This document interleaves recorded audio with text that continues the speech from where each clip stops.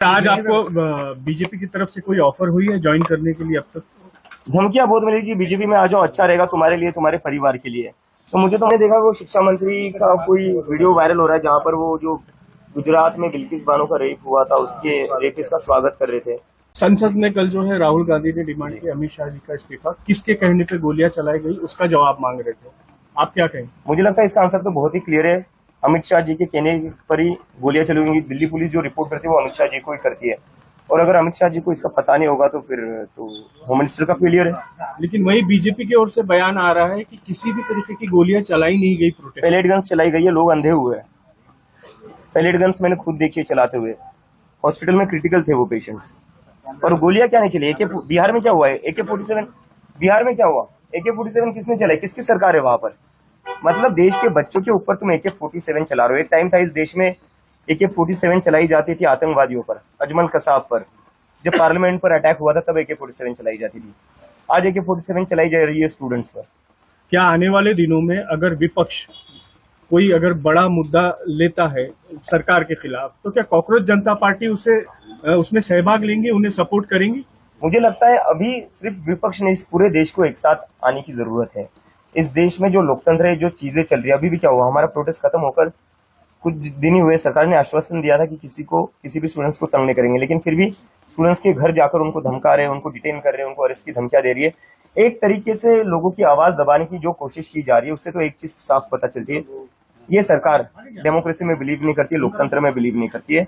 इस सरकार की वजह से इस देश का डेमोक्रेसी और लोकतंत्र कमजोर हो चुका है। लोकतंत्र को बचाने के लिए, संविधान को बचाने के लिए सिर्फ विपक्ष नहीं, सभी लोगों को एक साथ आना पड़ेगा, और हम सब एक साथ आएंगे। विदेशी फंडिंग आपको हो रहा है, किया जा रहा है फंडिंग। मुझे लगता है अगर हमें विदेशी फंडिंग मिल रही है या हमें विदेश से कंट्रोल किया जा रहा है, तो ये तो अमित शाह जी का फेलियर है। फिर अमित शाह जी को भी रिजाइन देना चाहिए। इतने बड़े चाणक्य के होने के बावजूद विदेश से फंडिंग कैसे आ रही है, विदेश से कैसे कंट्रोल हो रहा है? सर, शिक्षा मंत्री पर प्रियंका गांधी ने जो बयान दिया उसके ऊपर आप क्या कहेंगे?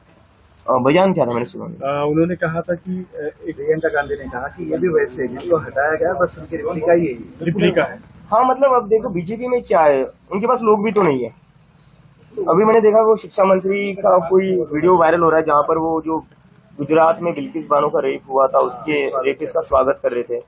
तो ये पार्टी बस गुंडों और बलात्कारियों का स्वागत करने में ही इनका वही काम है। इस देश में कहीं पर भी बलात्कार होता है, बीजेपी के लोग पहुंच जाते हैं हारमाला लेकर कि भाई बहुत अच्छा काम किया तुमने, आओ तुम्हारा स्वागत करते हैं।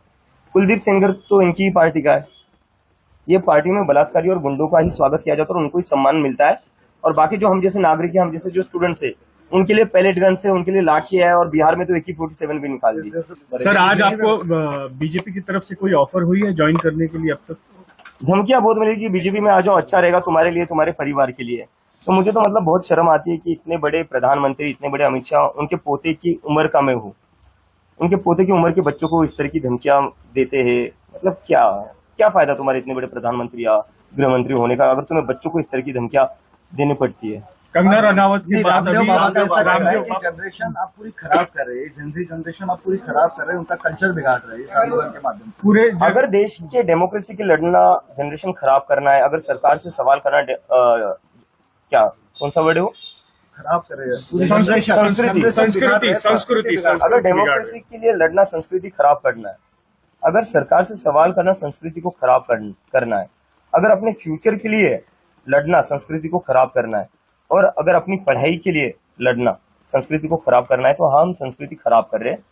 और मैं कहना चाहूंगा बाबा रामदेव जी से कि सर, पतंजलि के जो फॉल्टी प्रोडक्ट्स बन रहे हैं ना, वो जो खराब हो रहे हैं, पहले उस पर ध्यान दीजिए। उस पर तो सुप्रीम कोर्ट भी बोल रही है उनको बैन कर दो।